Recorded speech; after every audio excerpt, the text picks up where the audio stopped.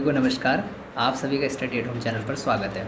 आज हम ये वीडियो लेकर आए हैं आपके एक NCERT class 10th book chapter number 15 probability के आगे का जो हम पहले करा चुके हैं। इसमें 4 पार्ट हम पहले ही ला चुके हैं, तो ये आगे का आपका पार्ट 5 इस वीडियो का आया है। इसमें आपकी एक्सरसाइज 15.1 चल रही थी, जिसकी मैं पिछली वीडियो में क्वेश्चन नंबर 15 तक ऑलरेडी आप लोगों को समझा चुका हूँ। आइए आज हम ज़्यादा देर न करते हुए जल्दी से शुरू करते हैं क्वेश्चन नंबर 16 से और बाकी के एक्सरसाइज को कंप्लीट करते हैं। तो सभी को ध्यान से समझना है और सही माइंड में स्वस्थ रहकर समझना है। तो आइए शुरू करते हैं।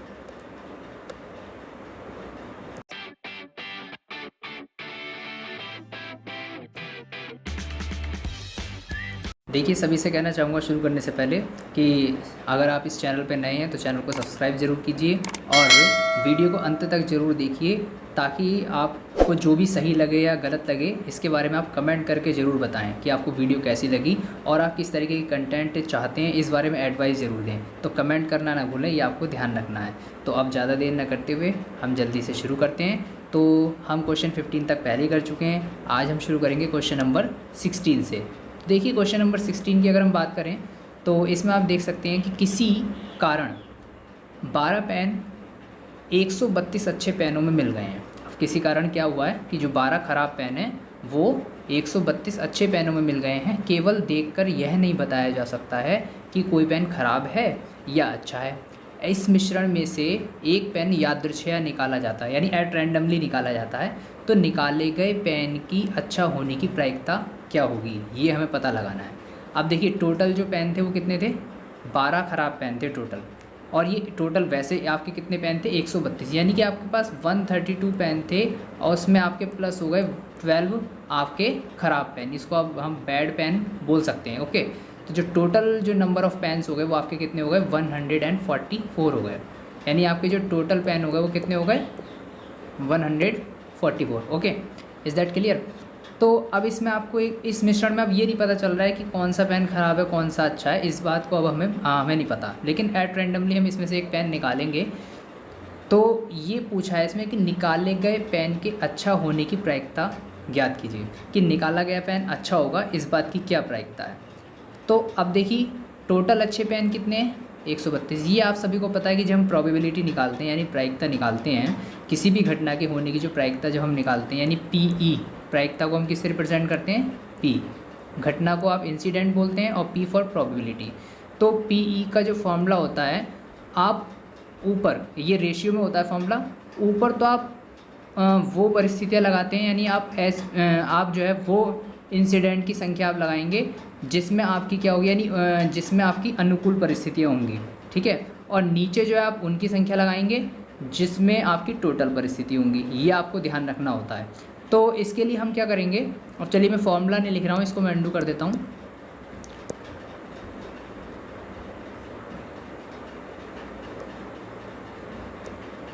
तो देखिए, यहाँ पर हम क्या करेंगे, मैंने जैसे बताया जब हम प्रोबेबिलिटी लिखते हैं निकालते हैं तो आपको ऊपर अनुकूल परिस्थिति की संख्या लगानी है। तो अनुकूल परिस्थिति आपके लिए कौन है? अच्छे पेन, क्योंकि आपको अच्छे पेन की प्रायिकता निकालनी है। तो अच्छे पेन आपके पास कितने? 132। तो आप ऊपर जो लगाएंगे वो 132 लगाएंगे, 132, और नीचे आप जो है टोटल परिस्थिति लगाएंगे यानी 144। तो ये आपके अच्छा पेन निकालने की प्रायिकता आ जाएगी।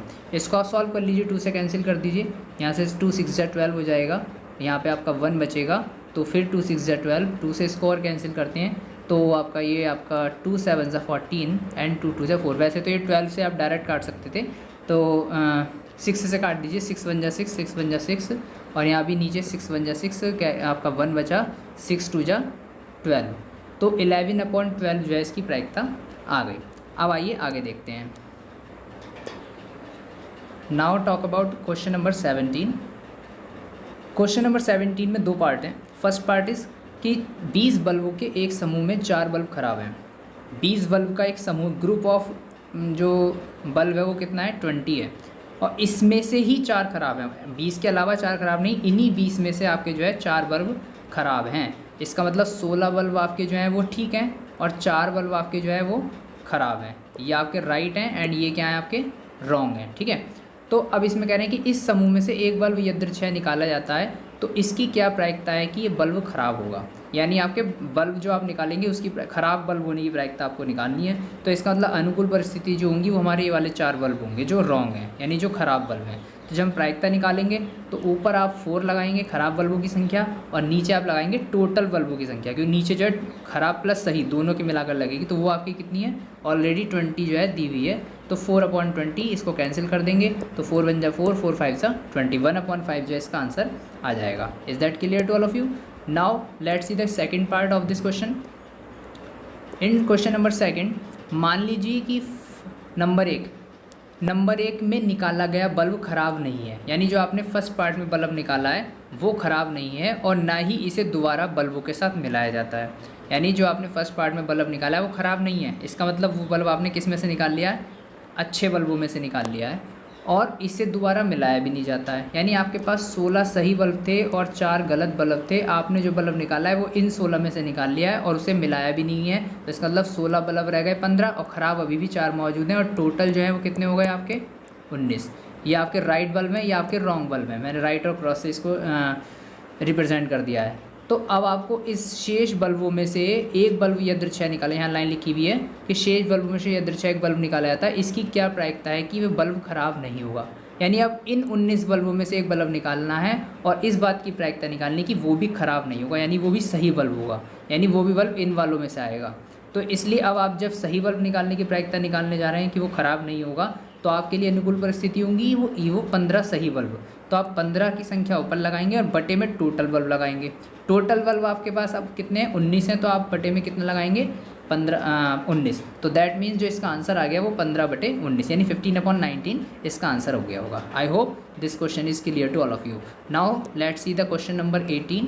क्वेश्चन नंबर 18 इज़, एक पेटी में 90 डिस्क हैं जिन पर 1 से 90 तक की संख्याएं अंकित हैं। यदि इस पेटी में से एक डिस्क यादृच्छिक निकाली जाती है तो इसकी क्या प्रायिकता होगी। इसकी प्रायिकता मतलब आपको ज्ञात कीजिए कि इस डिस्क पर अंकित होगी नंबर 1 2 अंकों की संख्या, नंबर 2 एक पूर्ण वर्ग संख्या, नंबर 3 5 से विभाज्य एक संख्या। अब आपको 1 से लेकर 90 तक, आपकी 90 डिस्क हैं, उस पर 1 से लेकर 90 तक के अंक लिखे हुए हैं, और आपको फर्स्ट पार्ट में इस बात की प्रायिकता निकालनी कि आपने जो डिस्क निकाली उस डिस्क पर जो अंक छपा हुआ है वो शुरुआत में 2 अंकों की संख्या है। अब 1 से लेकर 90 तक के अंकों में 2 अंकों के कितने अंक होंगे ये आपको पहले पता लगाना पड़ेगा। देखिए 1 से लेके 9 तक की जो आपकी गिनती हो जाएंगी 1 to 9, ये तो आपके 1 अंक की होंगी। यानी 9 गिनती जो है 90 तक की गिनती में से 9 गिनतियाँ आपकी ऐसी हैं जो 1 अंक की हैं, तो 90 में से 9 माइनस कर दीजिए, तो आपका कितना बचेगा, 81 बचेगा। ओके, तो यानी 81 गिनती ऐसी हैं इसमें जो 2 अंकों की हैं। तो इन 81 डिस्क में से आप कोई सी भी एक डिस्क निकालेंगे अगर आपको पहली बार का आंसर निकालना है। तो आपके लिए जो अनुकूल परिस्थिति हो गई वो कितनी हो गई, 81, और जो टोटल परिस्थिति है वो 90 ही हैं। टोटल डिस्क उसमें कितनी है, 90 हैं। तो इसका मतलब इसके जो फर्स्ट पार्ट का आंसर आ गया वो 81/90 आ गया। इसको आप 9 से कैंसिल कर सकते हैं, तो 9 में 81 यानी 9 9 सा 81, और 9 9 90 यानी 9 10 सा 90। दैट मीन्स 9/10 इसका जो है आंसर आ गया।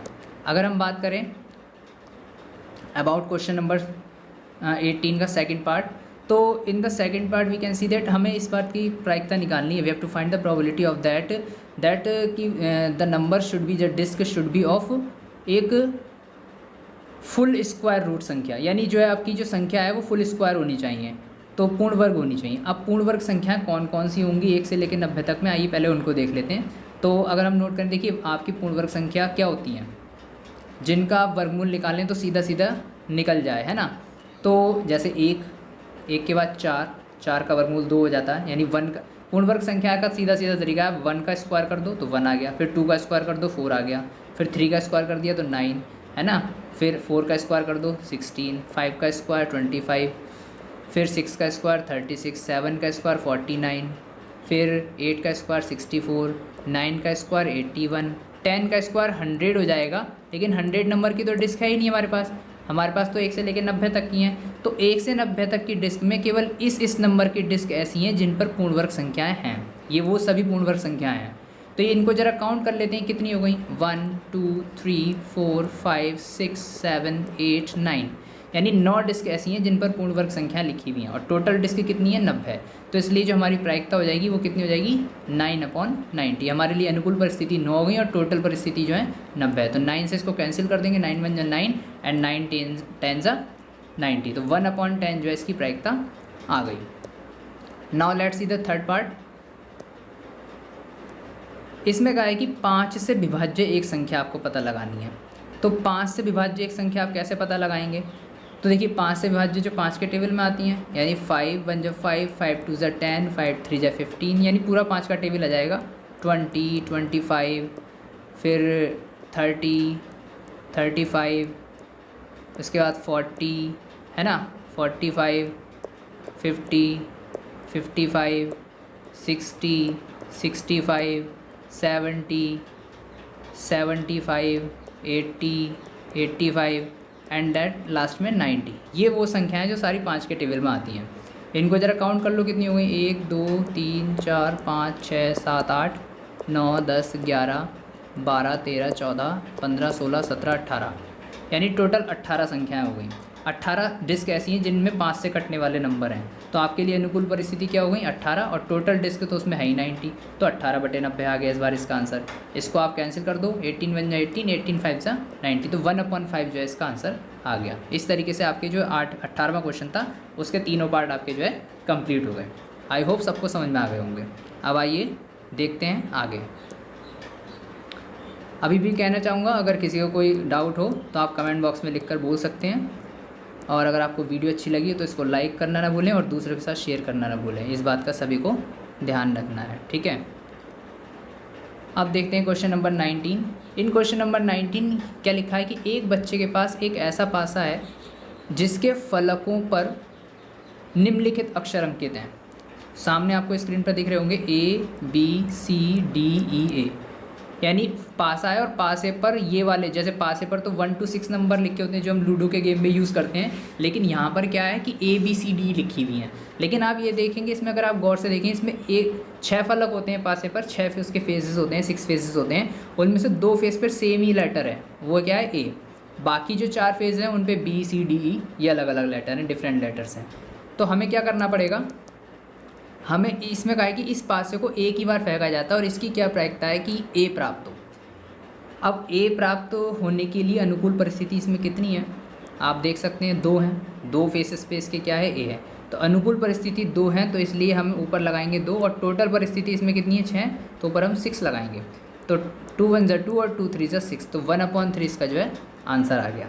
Okay, now let's see the second part. In second part में कहा है कि इसमें D प्राप्त हो, यानी आपको पासे पर क्या प्राप्त होना चाहिए D। तो D तो इसमें एक ही बार है, तो अनुकूल परिस्थिति सिर्फ एक हुई, और टोटल परिस्थिति इसमें कितनी है 6, तो 1/6 इसकी प्रायिकता आ जाएगी। Okay, now let's see the question number 20। In question 20 मान लीजिए कि आपके पास से आपके एक पासे को आकृति 15.6 में दर्शाए गए आयताकार क्षेत्र में यदृच्छिक रूप से गिराते हैं। ये आकृति दी हुई है, रेक्टेंगुलर आपको साइज इसमें दिया हुआ है। इसकी जो लेंथ है वो 3 मीटर है, और जो इसकी विड्थ है वो कितनी है 2 मीटर, यानी जो इसकी चौड़ाई है वो 2 मीटर, लंबाई 3 मीटर है। और इसमें कहा है कि आपके पास एक पासा है और उस पासे को आप इस रेक्टेंगुलर क्षेत्र में जो है यदृच्छिक रूप से गिराते हैं, तो इसकी क्या प्रायिकता है कि वह पासा 1 मीटर व्यास वाले वृत्त के अंदर गिरेगा।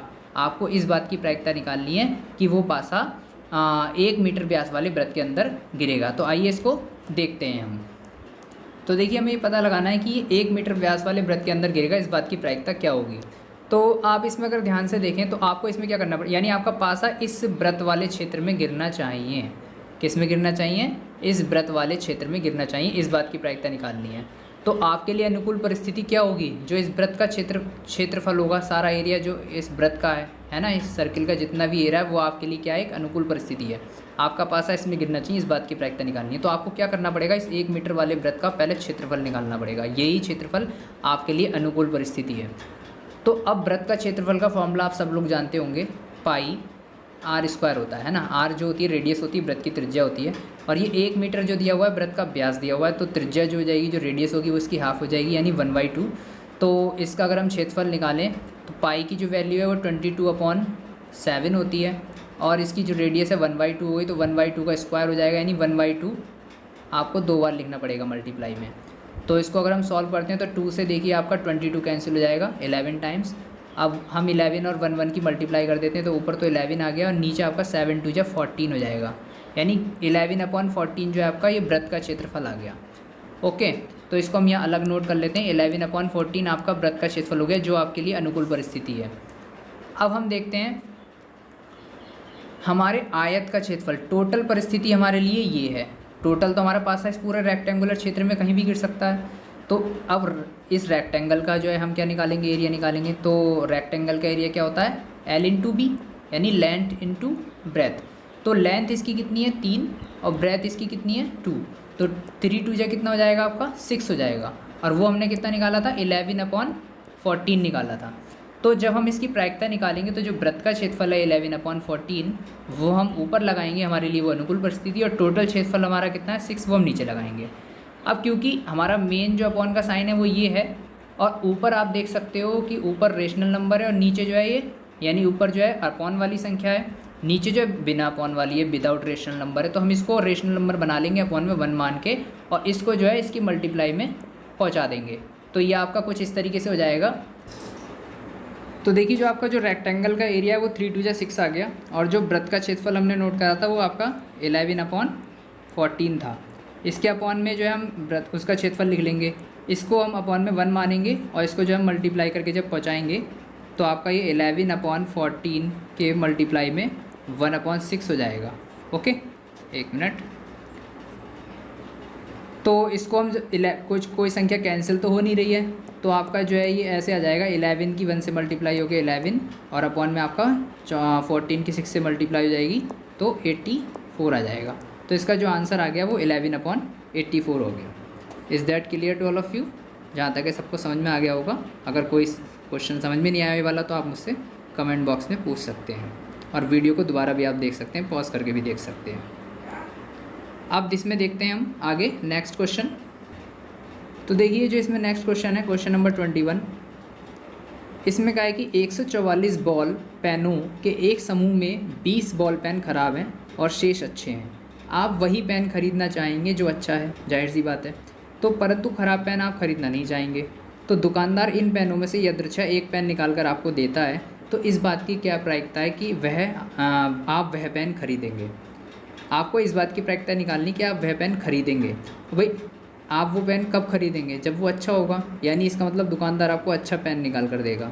और टोटल पेन आपके कितने 144, और उसमें से आप देखेंगे यू कैन सी, उसमें से आप देख सकते हैं कि जो आपके 144 पेन है, जो आपके कितने पेन हैं, एक मिनट, आपके जो 144 पेन हैं उनमें से 20 पेन आपके ख़राब हैं। तो 124 पेन आपके सही हुए, यानी दुकानदार आपको इन 124 पेनों में से जो है पेन निकाल कर देगा, और टोटल पेन आपके 144 हैं। तो आपके लिए अनुकूल परिस्थिति 124 हो गई, और जो टोटल परिस्थिति है वो हो गई आपकी 144। तो आपकी जो आप पेन खरीदेंगे वो इस प्रायिकता का खरीदेंगे, 124/144। इसको जो है आप कैंसिल कर सकते हैं, 4 से काट कर देख लो, 2 से 2 2 6 जा 12, 2 2 जा 4, और 2 7 जा 14, 2 2 जा 4। फिर इसको और कैंसिल करते हैं तो 2 3 जा 6, 2 1 जा 2, और 2 3 जा 6 बचा 1, 2 6 जा 12। तो 31/36 जो है इसकी प्रायिकता आ गई। ओके, एक बार इसको रिचेक कर लेते हैं। 2 6 जा 12, 2 2 जा 4, 2 7 जा 14, 2 2 जा 4, फिर 2 3 6, 2 6 जा 12। हाँ ठीक है, तो आपकी ये प्रायिकता आ गई। अब आप तो इसमें पूछा सेकंड क्वेश्चन कि आप वह पेन नहीं खरीदेंगे। नहीं खरीदेंगे का मतलब, इसका मतलब दुकानदार आपको ख़राब पेन देने वाला। ख़राब पेन इसमें कितने 20, तो अब आपके लिए अनुकूल परिस्थिति 20 हो गई, और टोटल परिस्थिति अभी भी आपकी 144 ही रहेगी। तो अब की बार आपकी जो प्रायिकता है वो 20/144 हो जाएगी। इसको आप जो है कैंसिल करके सॉल्व कर सकते हैं। अब आइए देखते हैं next question, question number 22। Question number 22 में क्या कहा है, उदाहरण 13 को देखिए और निम्नलिखित सारणी को पूरा कीजिए। अब इसमें उदाहरण 13 आपकी बुक में दे रखा होगा, मैं आपको दिखा देता हूँ, एक मिनट। उदाहरण 13 क्या था, ये देखिए मैंने उदाहरण 13 जो है यहाँ पर खोल लिया है। उदाहरण 13 में क्या था, एक सलेटी पासे और एक नीले पासे को एक साथ फेंका जाता है, तो सभी संभावित परिणामों को लिखिए। देखिए इसमें आपको दिखाया गया था कि जो पासे को जब हम फेंकते हैं तो उसमें संभावित परिणाम क्या होते हैं ये भी मैंने एक वीडियो में बहुत अच्छे से समझाया था, पुरानी वीडियोस में जाकर देख सकते हैं। जब भी हम दो पासों को, आपके पास अगर दो अलग अलग कलर के पासे हैं और आप उनको फेंकें तो उन पर जो संभावित परिणाम होंगे उनकी संख्या 36 होगी, क्योंकि हो सकता है कि भी पहले पासे पे एक आ जाए, दूसरे पासे पे भी एक आ जाए, यानी एक और एक का कॉम्बिनेशन बन जाएगा।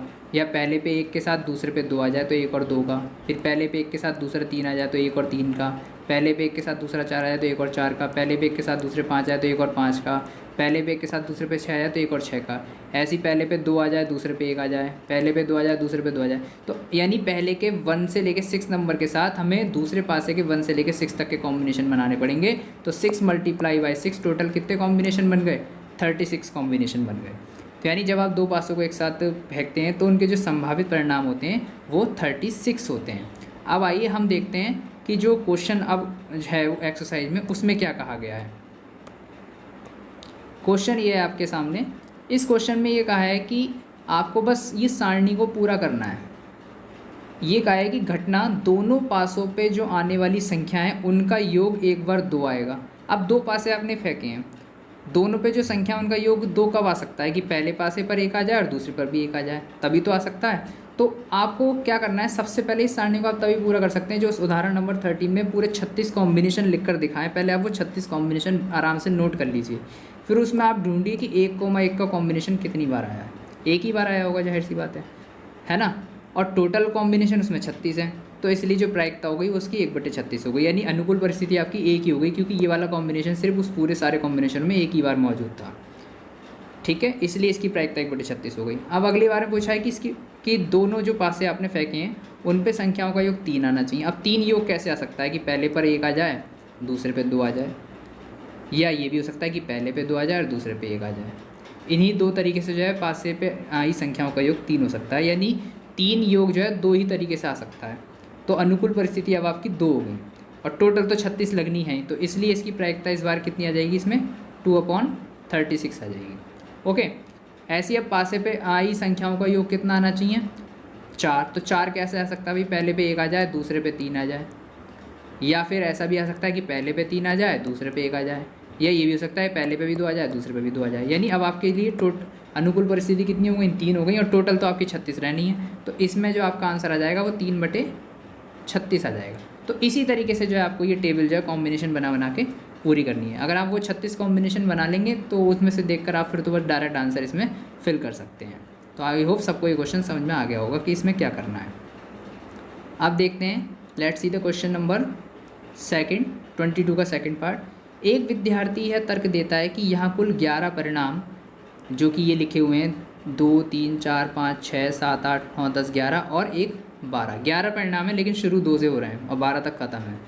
प्रत्येक की आने की प्रायिकता 1/11 है। तो क्या आप इस तर्क से सहमत हैं और सकारण उत्तर दीजिए। ये इसमें पूछा है कि यहाँ कुल 11 परिणाम हैं, ये वाले, ये इन परिणामों की बात हो रही है, ये जो इस टेबल में लिखे हुए हैं ये इनकी बात हो रही है।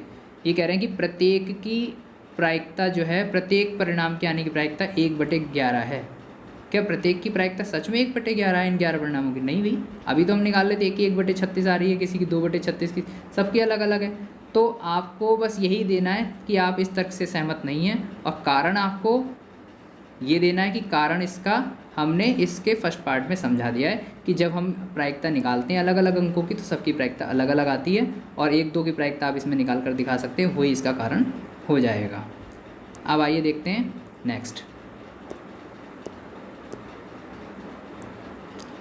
क्वेश्चन नंबर जो 23 है।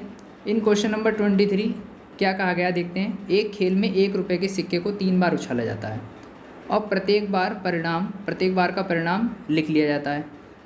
1 रुपये का सिक्का है, उसको 3 बार उछाला गया और हर बार जो परिणाम आया उसको नोट कर लिया है। तीनों परिणाम समान आने पर, यानी तीनों परिणाम समान, वो तीनों चित भी आ सकते हैं या तीनों पट भी आ सकते हैं, यानी तीनों हेड भी आ सकता है और तीनों टेल भी आ सकता है।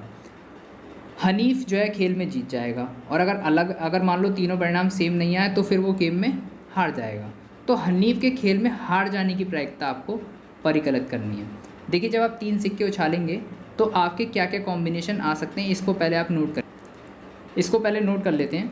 देखिए, आप हो सकता है कि आपने सिक्का उछाला, पहली बार में हेड आ गया, मतलब 3 बार सिक्का उछालना है, पहली बार में हेड आ जाए, बाकी दोनों बार आपका टेल आ जाए, HTT। ये आपका कॉम्बिनेशन हो गया। या ये भी हो सकता है कि पहली बार में आपका हेड आ जाए, दूसरी बार में भी आपका हेड आ जाए, पहली बार में आप और इसमें टेल आ जाए, है ना। देखिए कई तरीके से इसमें कॉम्बिनेशन बनेंगे। इसको जो है ज़्यादा अच्छे तरीके से बनाने का जो तरीका है वो मैं आपको बता देता हूँ सिंपल। अभी आपको दोबारा से बना कर दिखाता हूँ ज़्यादा आसानी से कैसे याद रख पाएंगे। देखो तीनों जगह एच एच लिख लो, एक तो ये 3 बार हेड आ गया। या ये कर सकते हैं कि 2 बार हेड आ जाए और 1 बार टेल आ जाए। या ये कर सकते हैं आप कि 2 बार हेड मतलब हेड आए 2 बार लेकिन वो अलग जगह पे आए, इस बार टेल बीच में आ जाए दूसरे नंबर पे। या ये भी हो सकता है कि टेल पहले नंबर पे आ जाए और हेड आपका लास्ट में आए 2 बार। अब ये भी हो सकता है कि हेड के साथ आपका 2 बार टेल आ जाए। या ये भी हो सकता है कि 2 बार टेल आए लेकिन हेड बीच में आए। या ये बार हो सकता है कि दोनों बार शुरू में टेल आ जाए, लास्ट वाले में हेड आए। या फिर लास्ट में ये हो सकता है कि आपका तीनों बारी क्या आ जाए, टेल आ जाए। तो टोटल कॉम्बिनेशन कितने बने, 8, 4 ऊपर 4 नीचे, ठीक है। यानी टोटल परिस्थितियाँ 4 हैं, 8 हैं। और इन 8 में से सिर्फ हनीफ 2 ही कंडीशन में जीत सकता है, या तो तीनों में हेड आए या फिर तीनों में क्या है, टेल। यानी उसके जीतने के लिए अनुकूल परिस्थिति सिर्फ कितनी है, 2। और टोटल परिस्थिति कितनी है, 8। तो जीतने की प्रायिकता अगर आपको निकालनी तो आपको ऊपर 2 लगाना पड़ेगा, नीचे 8 लगाना पड़ेगा, यानी 2/8 यानी कि 1/4 उसकी प्रायिकता आ जाएगी अगर उसके जीतने की आप बात कर रहे हैं। तो इसमें आपको हारने की प्रायिकता निकालनी थी, तो हारने के लिए आपके लिए ये वाली कंडीशनें लगेंगी, यानी कि 6 कंडीशनें। तो 6 ऊपर लगाएंगे आप और 8 नीचे लगाएंगे, तो 6/8 उसकी प्रायिकता आ जाएगी हारने की। इसको 2 से आप कैंसिल कर देंगे तो 2 3 जा 6, 2 4 जा 8, यानी 3/4 जो है उसके हारने की प्रायिकता हो जाएगी। अब देखिए क्वेश्चन नंबर 24 में क्या कहा है। क्वेश्चन नंबर 24 में कहा है कि एक पासे को 2 बार फेंका जाता है, तो इस बात की प्रायिकता क्या है कि नंबर 1 5 किसी भी बार नहीं आएगा। एक पासों को आपने 2 बार फेंका है और इस बात की प्रायिकता निकालनी है कि 5 किसी भी बार नहीं आएगा। अब इसमें एक संकेत दिया है कि एक पासे को 2 बार फेंकना या फिर 2 पासों को एक साथ फेंकना एक ही प्रयोग माना जाता है। और अभी आपने 2 पासों को एक साथ फेंकने में आपने देखा था कि 36 कॉम्बिनेशन बनते हैं, और ऐसा इसमें कहा गया है कि 5 एक बार भी नहीं आएगा, आपको वो पता लगाना है। तो आप उन 36 कॉम्बिनेशन बनाइए वही वाले, और उसमें देखिए कि 5 ऐसे कितने हैं जिनमें 5 एक बार भी नहीं आया है। बहुत सारे बनेंगे, जैसे 1,1 में 5 नहीं है, 1,2 में 5 नहीं है, बहुत सारे बनेंगे। तो आप बिना 5 वाले जितने भी वो काउंट कर लीजिए, उनकी संख्या ऊपर लगा दीजिए, बटे में 36 लगा देना। और फिर इसमें पूछा कि 5 कम से कम एक बार आएगा, यानी जिनमें कम से कम एक 5 भी आया हो या दोनों में 5 आए हो, वो सब आप काउंट कर लेना। ये कम से कम एक बार 5 का मतलब हो गया कि अधिक से अधिक 2 बार भी आ सकता है 5, तो इसलिए आप ये वाला भी काउंट करेंगे। और जिनमें एक जगह भी 5 आ रहा हो, चाहे यहाँ पे आ रहा हो चाहे यहाँ पे आ रहा हो, तो वो भी आप काउंट करेंगे, उनकी संख्या आप ऊपर लगाएंगे और बटे में आप 36 लगाएंगे, तो आपको इसका आंसर पता चल जाएगा। अब देखते हैं नेक्स्ट क्वेश्चन, और ये लास्ट क्वेश्चन है, इसी के साथ हम इस वीडियो को ख़त्म करेंगे। 25, निम्नलिखित में से कौन सा तर्क सत्य है और कौन से तर्क असत्य हैं, सकारण उत्तर दीजिए। नंबर 1, यदि 2 सिक्कों को एक साथ उछाला जाता है तो इसके 3 संभावित परिणाम। 2 सिक्के आप एक साथ उछाल रहे हैं, जैसे अभी एक क्वेश्चन में उछाला था, उसमें क्या था, एक सिक्के को 3 बार उछाला था, इस बार 2 सिक्के एक साथ आप उछाल रहे हैं। तो देखो 2 सिक्के जब हम एक साथ उछालते हैं तो क्या बनता है, या तो दोनों पे हेड हेड आ जाएगा, या एक पर हेड एक पर टेल आ जाएगा, या पहले पर टेल दूसरे पे हेड आ जाएगा, या फिर दोनों पे क्या आ सकता है, टेल। बस यही 4 कॉम्बिनेशन बनेंगे। तो ये कह रहे हैं कि इसके 3 संभावित परिणाम, एक तो 2 चित यानी ये वाला, 2 पट यानी ये वाला, और या फिर प्रत्येक एक बार यानी ये दोनों, ठीक है। यही 3 संभावित परिणाम होते हैं, जिनमें से ये वाला आपका डबल हो गया, क्योंकि आगे पीछे हो सकता है टेल हेड का कॉम्बिनेशन। तो ये कह रहे हैं कि इनमें से प्रत्येक परिणाम की प्रायिकता 1/3 है, ऐसा इन्होंने कहा है। कि क्या ये सत्य है? देखो भाई, खाली दोनों पे हेड आए इसकी अगर हम प्रायिकता निकालेंगे तो 1/4 लगेगी, है ना, क्योंकि आपकी टोटल परिस्थिति कितनी है, 4। अगर आप इसकी भी निकाल दें तब भी 1/4 हो जाएगी। अगर आप ये वाली निकालते हैं कि एक पे टेल एक पे हेड आए, तो ये 2/4 हो जाएगी, क्योंकि इसमें 2 कंडीशन है, ये वाली एक टेल एक हेड आने की। तो 1/3 तो कहीं भी नहीं आई, इसलिए ये कथन आपका क्या हो गया, असत्य हो गया। क्या हो गया, ये असत्य है। अब बात करते हैं हम नेक्स्ट की, सेकंड पार्ट की। सेकंड पार्ट में कहा है कि यदि एक पासे को फेंका जाता है, इसके 2 संभावित परिणाम, जिसमें एक पे विषम संख्या और एक पे सम संख्या है। पासे पर 6 संख्या, जब हम एक ही पासे को फेंकते हैं तो उस पर सिर्फ यही 6 अंक आ सकते हैं, 1 2 3 4 5 6। अब इसमें से 3 संख्याएं आपकी जो है सम है और 3 आपकी क्या है, विषम है। तो ये कह रहे हैं कि एक विषम संख्या ज्ञात करने की प्रायिकता 1/2 होगी। ज़रा देखते हैं, विषम संख्या आपकी 1 3 और 5 है, यानी 3 है टोटल विषम संख्या है, कितनी है, 3। और टोटल संख्याएँ कितनी होती हैं, 6। टोटल ही तो लगाएंगे नीचे, तो 3 ही कम 3, 3 दूनी 6, यानी 1/2 आ गई। तो इसका मतलब ये वाला कथन आपका क्या हो गया, सत्य हो गया। तो इस तरीके से आपका जो है ये दोनों कथन भी जो है क्लियर हो गए। और यहाँ पर आपकी जो है ये आज इस वीडियो के इस पार्ट में एक्सरसाइज 15.1 जो है पूरी तरीके से कंप्लीट हो गई। अगर आपको वीडियो पसंद आई हो और कुछ भी अच्छा लगा हो या कुछ भी कमी रह गई हो या कोई सजेशन देना चाहते हैं तो आप कमेंट बॉक्स में कमेंट करके ज़रूर बताएं।